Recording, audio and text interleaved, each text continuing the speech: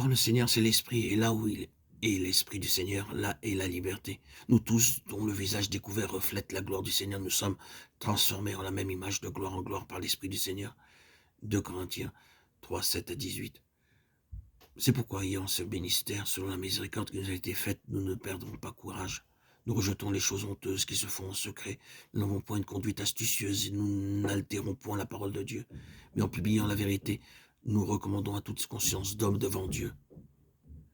Si notre évangile est encore voilé, il est voilé pour ceux qui périssent, pour les incrédules, dont le Dieu de ce siècle a aveuglé l'intelligence, afin qu'ils ne voient pas briller la splendeur de l'évangile de la gloire de Christ, qui est l'image de Dieu.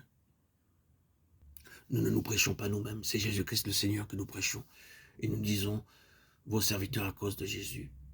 Car Dieu qui a dit « La lumière brillera du sein des ténèbres » a fait briller la lumière dans nos cœurs pour faire resplendir la connaissance de la gloire de Dieu sur la face de Christ. 2 Corinthiens 4, 1 à 6. En premier lieu, il y a le fait de l'aveuglement. Le Dieu de ce siècle a aveuglé. Puis, il y a la cause, le Dieu de ce siècle. Et ensuite, il y a la raison ou le but. C'est-à-dire, afin qu'il ne voit pas briller la splendeur de l'évangile de la gloire de Christ, qui est l'image de Dieu.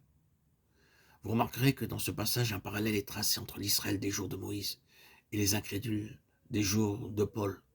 Dans les deux cas, il est dit qu'il y a un voile sur leur cœur et leur intelligence. Un voile qui couvre, qui exclut et qui est aveuglant dans sa nature. De plus, de la façon dont l'apôtre en parle, il y a un élément de jugement et de condamnation.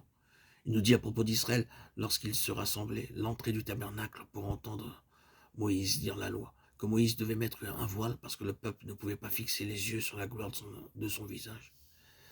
Mais ce n'était pas parce que la gloire ne pouvait pas réellement être contemplée, mais à cause de l'état de leur intelligence et de leur cœur, de leur condition intérieure.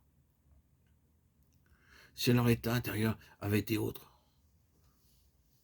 le voile n'aurait pas été nécessaire et ils auraient pu contempler la gloire et demeurer dans la lumière. Mais le voile était une représentation extérieure d'une condition intérieure qui cachait la gloire de Dieu. Le Seigneur n'a jamais voulu cacher sa gloire, mais plutôt la manifester, et que l'homme demeure en jouisse, qu'il n'y ait absolument aucun voile entre Dieu et l'homme. Les voiles sont toujours interposés entre Dieu et les hommes, à cause d'une condition que Dieu aurait préféré qu'elle n'existe pas. Donc cette obscurité, cet aveuglement, le fait de cacher, d'empêcher de voir la gloire de Dieu, cette condition intérieure d'Israël du temps de Moïse et de ceux qui sont dans la même condition dans les jours de Paul et dans le cas de tous ceux qui sont dans cette position doit se situer comme étant sous la condamnation et le jugement. Cette condition intérieure qui agit comme un voile et l'incorrigible incrédulité. Ce fut leur incorrigible incrédulité qui les aveugla. C'est la déclaration d'un fait, un fait très accablant.